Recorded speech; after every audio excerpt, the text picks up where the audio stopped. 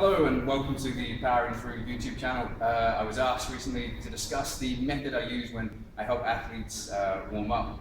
Warm up is such an important part of the training process, but so commonly overlooked all the time. And I've even known guys go into the gym, just get straight to the bar and start lifting without any real warm up. And if you're young and you're healthy, that's fine. But then as you get older, warm up becomes so crucial part of the process. And often what happens is warm-up ends up being a retroactive rather than a proactive process. You end up getting hurt, you end up suffering from injuries, and people then start looking to warm-up as a way to help overcome problems that have occurred.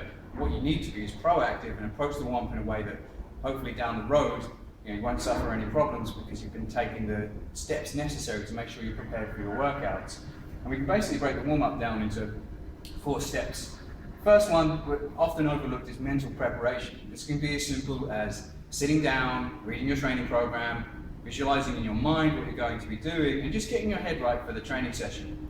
If you're coach, that's a method. You just speak to your coach, they'll talk you through what you're going to do today, talk about how you feel, talk to you through the rest of the warm-up, just making sure that you're ready to go, get the session done. But it really helps to sit down, go over everything you're going to do, and just get your head right before you start.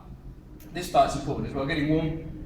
By like this, I mean some sort of activity, could be skipping, or riding on a bike, something 5 minutes, just to help increase core temperature. This is the one you often hear associated with warm-up. People will jump on an elliptical machine or a running machine for 15 minutes, 20 minutes, probably far too long. You wind up actually having a deleterious effect on the workout you have planned. So warm-up needs to be short, but it needs to be enough to get you sweating slightly. Always a good marker is if you're just starting to sweat, that's probably warm enough, okay? Next part is the one people get real obsessed about, is the mobility work. And there's a real trend for mobility, for dynamic warm-ups, all this type of stuff. And what's important is that I always suggest people have a very general warm-up, and then as they learn what their tightnesses are, what their issues are, they then start to make their warm-up become very specific. And this also happens as people gain in training age. Quite often a lot of my novice athletes will do a very similar warm-up to each other, but then as they grow in terms of training age, they learn what their asymmetries are, what their tightnesses are, what they need to work through. I was also asked if I could show off a little bit of the warm-up we do here. I'm just going to run through the general warm-up.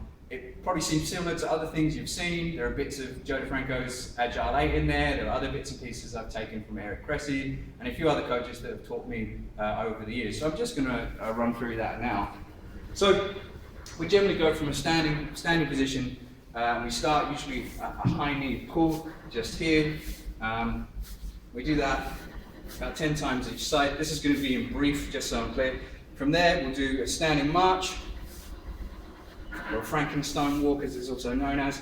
We'll go again about 10 minutes each side there as well. From here we'll come down to the ground, we'll hit a knee circle, usually do 10 forwards and then 10 backwards, this type of work. You can quite often tell if someone's what sort of shape people's glutes are in, if they can do the knee circle as well or not. It's a good way of seeing what's happening, what's not happening. From there we'll go into Spider-Man with reach. So we'll take a push-up position, we'll step up. We've got different ways of doing this. If someone has tight hamstrings, we'll lift the butt. If they need to work on that thoracic extension, flexion, we'll roll the shoulder through and then reach to the ceiling. We can also do that with the arm behind the back, so we'll roll the shoulder down and back to the ceiling. Okay, or if they want to be a bit more advanced, they can go for a yoga style position just here. Again, it's all about opening up that thoracic spine as well. We switch to the other side and do the same type of drill. From there, we'll often sit back and do some sort of roll up to work through the lumbar spine, either a straight roll up, sometimes with a bit of a sit out, that type of thing. We'll do about 10 reps or so doing that. And then from there, we'll move to a squat pattern, either a standing squat for 10 to 20 reps, maybe a couple of sets. Sometimes with my tighter athletes, what we'll do is we'll get them doing some sort of supported squat, okay, get them working on toes forwards, knees out position just there. So we do a squat just like that. And we'll run as many bits and pieces as we need to. If they've got tight shoulders, we'll do mobility work for the shoulders, things like that. Quite a lot of the fighters have quite tight pec minor, quite tight anterior shoulder, so we need to do dislocations, band pull aparts, all that type of thing to help them get loose. So that's in very brief the mobility part of the workout. What we've also got is warm-up sets. This is something I get questions about a lot, and basically the way warm-up sets work is the heavier you're lifting, the more warm-up sets you probably need, but the lower volume of reps you probably need. So for instance, if you're going, I don't know, 90% doubles or something at 200 kilo back squat, you might then go a few sets of 5 with an empty bar, 60 kilo, 100 kilo for 5, and then you might go 140 for 3, 160 for 2, 180 for 1, and then you do your 2 or 3 reps at 90 and do it that way. Whereas if I'm perhaps doing bodybuilding work anywhere up to 12 reps, probably need far fewer warm-up sets for that type of work.